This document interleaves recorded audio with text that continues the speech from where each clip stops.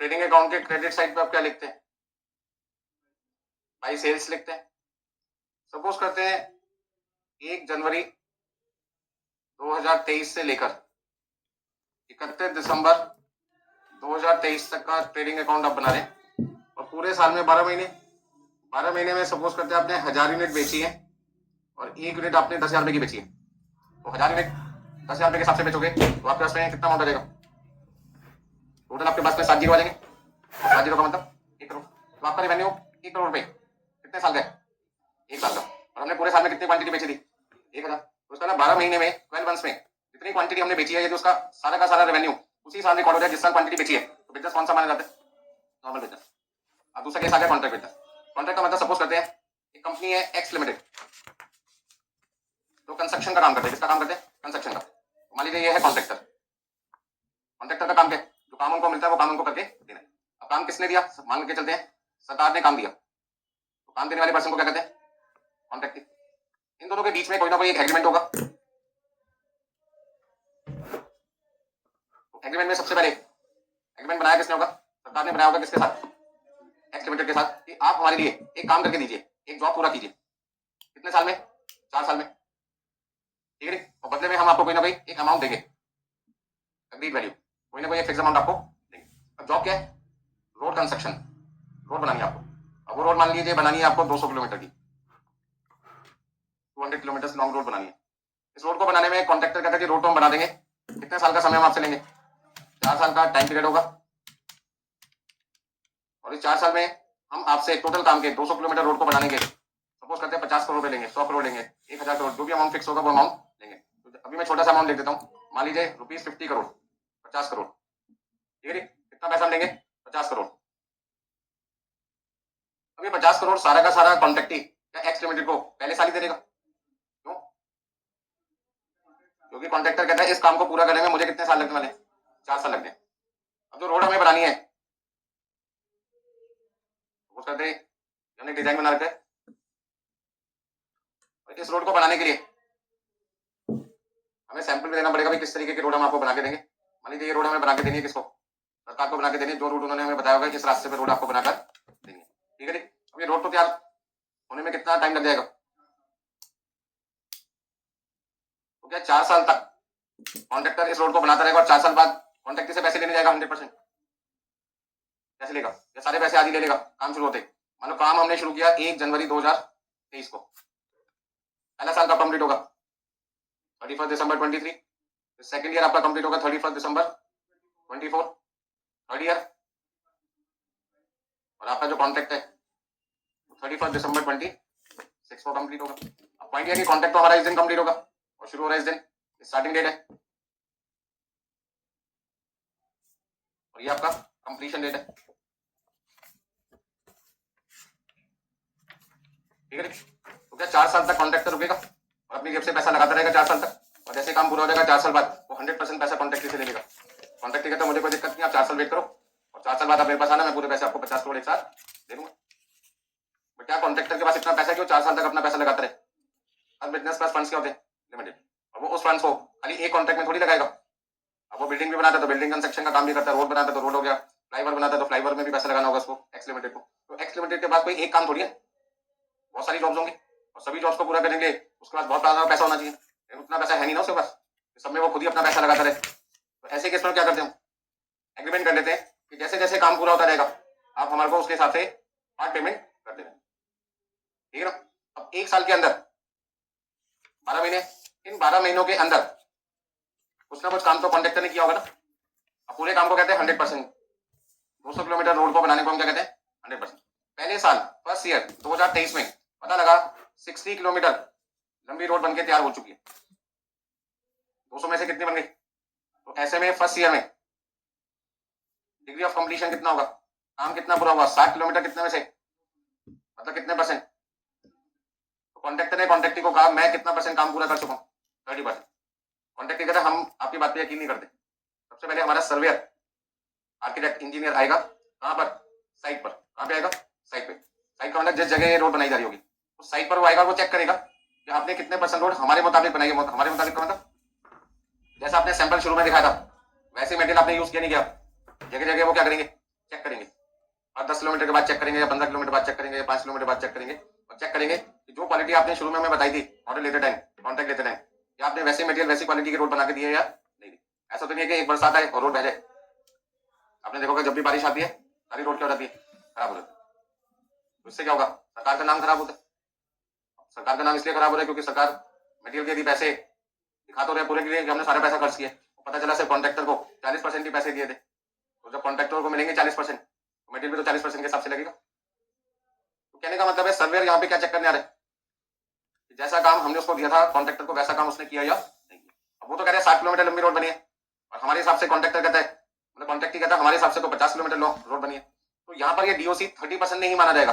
30% कब माना जाएगा, जब रोड भी 60 किलोमीटर बने और जो चेक करने आया है वो भी आपको लेटर पे लिख के देगा कि मेरे हिसाब से कितने किलोमीटर लॉन्ग रोड आपने सही बनाई है 60 किलोमीटर, तब ये डीओसी कितना होता 30%। बट अभी ये डीओसी 30% नहीं है, क्यों, क्योंकि यहाँ पे आर्किटेक्ट इंजीनियर सर्वेयर जो कॉन्ट्रैक्टी के बिहाफ पर रोड चेक करने आता है वो कहता है हमारे हिसाब से अपने मुताबिक जो रोड बनाई है वो कितनी है 50 किलोमीटर आउट ऑफ कितना 200। तो डिग्री ऑफ कंप्लीशन आपका कितना माना जाएगा 25%। तो मुझे कहा था कॉन्ट्रैक्टर को लगा कि आज मुझे इस 50 करोड़ में से, क्योंकि हमारे कॉन्ट्रैक्ट की वैल्यू कितनी है 50 करोड़, उस 50 करोड़ में से कितने परसेंट पैसा मिल जाना चाहिए था, 30% मिल जाना चाहिए था, क्योंकि हमने तो 60 किलोमीटर लंबी क्या बना दी रोड बना दी। तो ये हम अपनी बात कर रहे हैं, हमारी बात कोई नहीं सुनेगा। मैंने आपको बुक दी कॉस्ट अकाउंटिंग की, सारे चैप्टर के नाम आपको मैं पढ़ के सुना देता हूँ, 5 मिनट बाद तो आपका कोर्स खत्म हो गया, आप जा सकते हो। कितने लोग मेरी बात पे यकीन करेंगे, कोई भी नहीं करेंगे। तो चैप्टर के नाम तो हमें पहले से पता थे, तो कोर्स तो हमारा उसी दिन खत्म हो गया था जिस दिन हमने पढ़ा था। समझ में कुछ नहीं आता इसलिए हम आपके पास आए, बस समझे। अरे चैप्टर के नाम बताने से यदि कोर्स खत्म होता तो सबका 15-15 मिनट में सारे सब्जेक्ट खत्म हो गए थे, बस समझ में।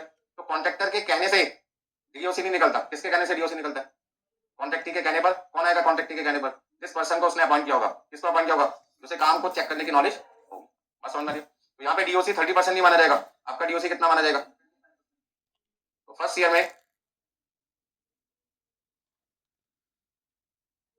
में डीओसी कितना माना जाएगा 25%। तो फिर ये 30% क्या है, 30% क्या है, 30% को हम क्या कहेंगे फर्स्ट ईयर में, इसे कहते हैं percentage of work done, percentage of work.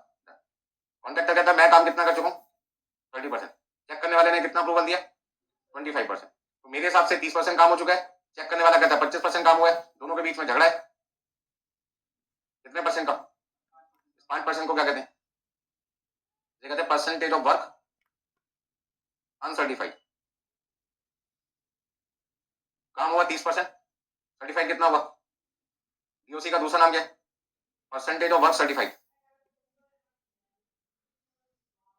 Percentage of work certified. तो काम करने वाला जो कॉन्ट्रैक्टर है वो कहता है मैंने 30% काम किया, लेकिन चेक करने वाला कहता है मेरे हिसाब से कितना काम हुआ 25%। तो कॉन्ट्रैक्टर कहता है वो 5% काम जो मैं कर चुका अभी कॉन्ट्रैक्टर ने उसको सर्टिफाई नहीं किया, आज नहीं करेगा तो कर देगा अगली बार, अगले साल जब वो आएंगे तो जो कमी उनको लगी वो कमी हम इसमें क्या कर देंगे, ठीक कर देंगे।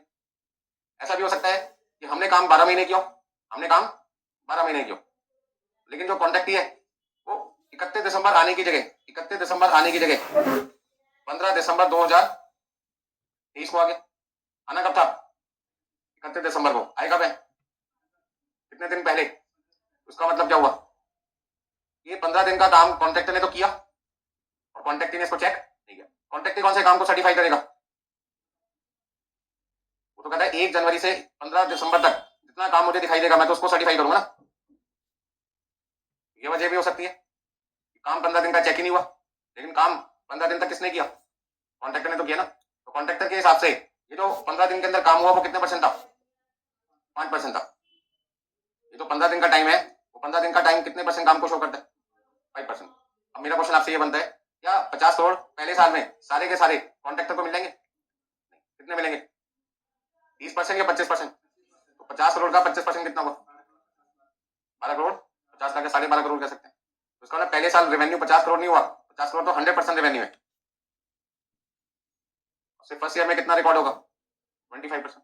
तो जहां पे रेवेन्यू 100% सेम ईयर में रिकॉर्ड नहीं होता बल्कि किस्तों में रिकॉर्ड होता है, जैसे जैसे काम सर्टिफाइड होता रहेगा प्रोपोर्शनेटली उसके हिसाब से आपका रेवेन्यू बुक में रिकॉर्ड होगा। ऐसे बिजनेस को हम क्या कहते हैं कॉन्ट्रैक्ट बिजनेस करते हैं।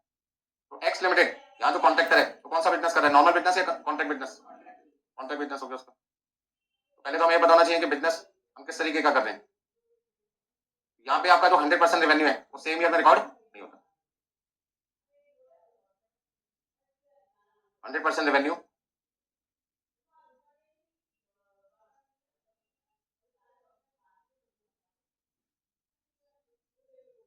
ठीक है जी।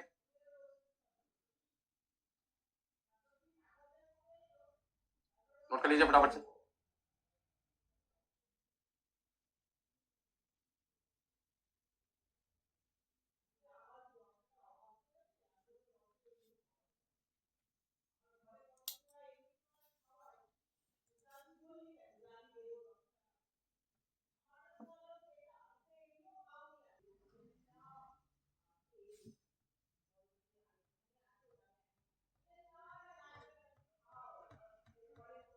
नहीं हो पैसे देते रहेंगे, इससे फायदा किसको हुआ? हम कौन सा बिजनेस के बारे में आज डिस्कस कर रहे हैं? ऐसा बिजनेस जहाँ पे 100% रेवेन्यू सेम ईयर में रिकॉर्ड नहीं होता, मतलब आपका जो इनकम है वो पार्ट में आएगी थोड़ी थोड़ी, जैसे जैसे काम होता रहेगा वैसे वैसे कॉन्ट्रैक्ट ही आपको उसके हिसाब से पैसे देते रहेंगे। इससे फायदा किसको हुआ? दोनों को।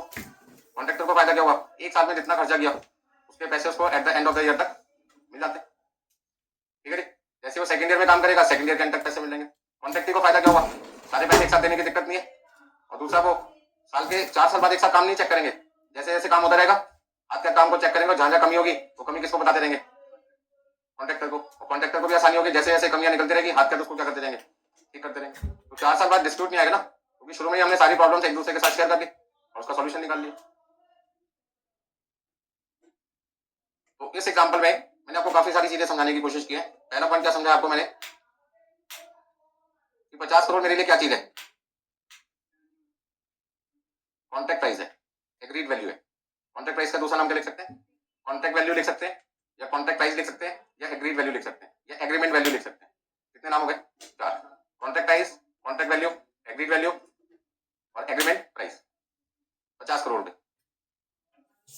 उसमें से हमें लगता है हम कितना काम कर चुके हैं? 30%। ऐसा हमें क्यों लगा कि हम पागल हैं तो हम 30% बोल रहे हो, सामने वाला 25% मान रहा है इस बात को? तो वजह इसकी मेन ये है कि हम काम कर रहे हैं 12 महीने और देखने वाले ने काम कितने महीने का चेक किया? 11.5 महीने का। 11 महीने पूरे और दिसंबर का आधा महीना, तो 11.5 महीने। इसका यदि कोई पर्सन काम करे 12 महीने का और चेक करे कोई 11.5 महीने का, तो आधे महीने का काम कॉन्ट्रैक्टर तो कर चुका होगा और कॉन्ट्रैक्टर ने उसको देखा ही नहीं। तो कॉन्ट्रैक्टर कहता है घबराओ मत, जब मैं अगली बार आऊंगा तो आपको फायदा हो जाएगा। आधे महीने का काम आप जो पहले कर चुका है वो कब चेक हो जाएगा? अगली बार चेक हो जाएगा। तो अगली बार क्या होगा? काम कम होगा और चेक क्या होगा? ज्यादा होगा। कोई दिक्कत नहीं।